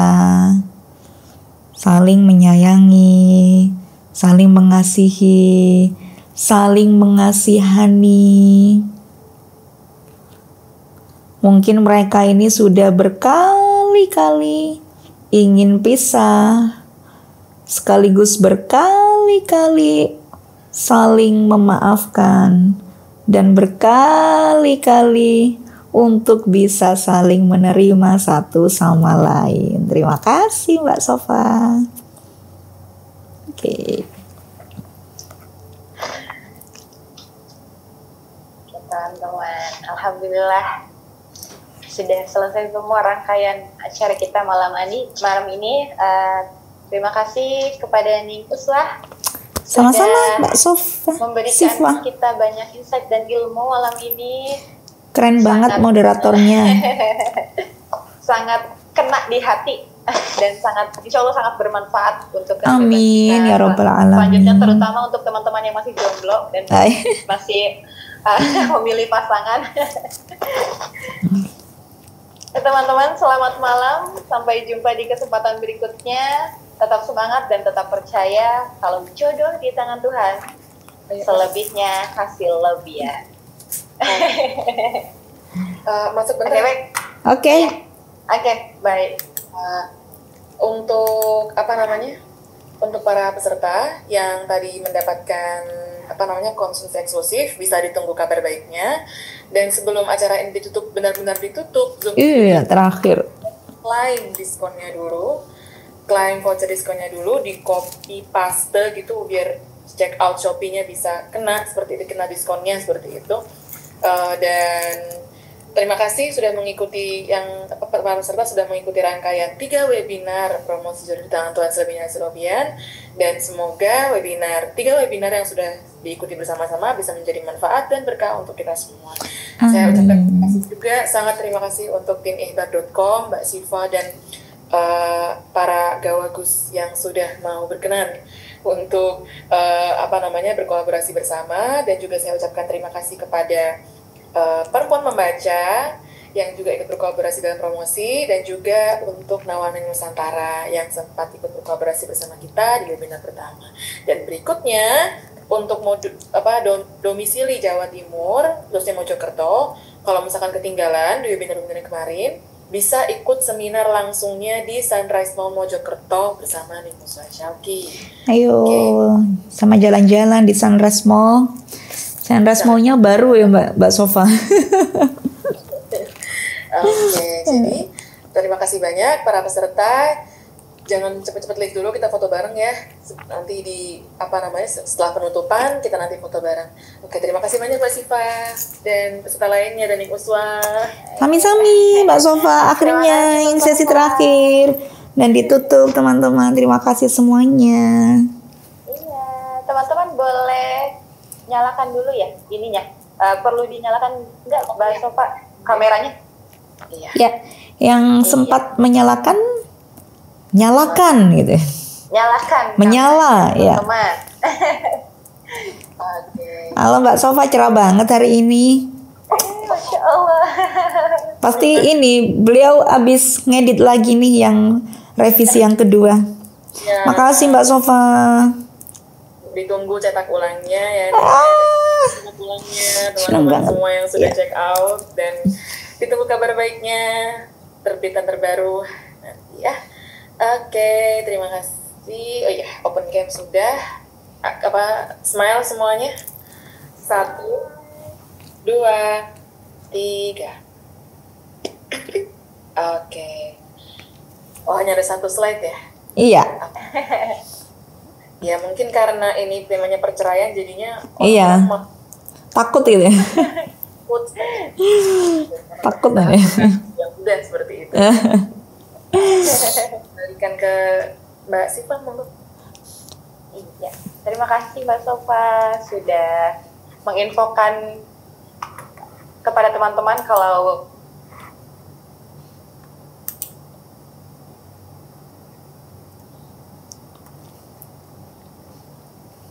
Halo.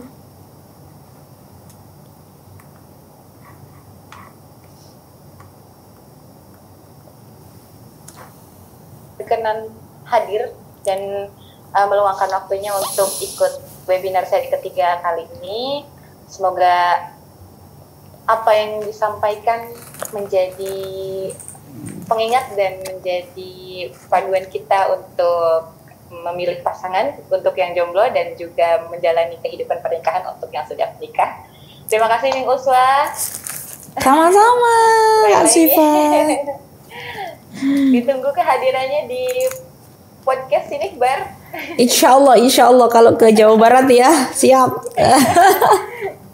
Kita sudah menunggu. Siap. Punya hutang ini. Ya, terima kasih teman-teman. Saya tutup. Wassalamualaikum warahmatullahi wabarakatuh. Waalaikumsalam warahmatullahi wabarakatuh. Selamat beristirahat teman-teman. Terima kasih semuanya. Kak Siva keren banget. Paling uswa.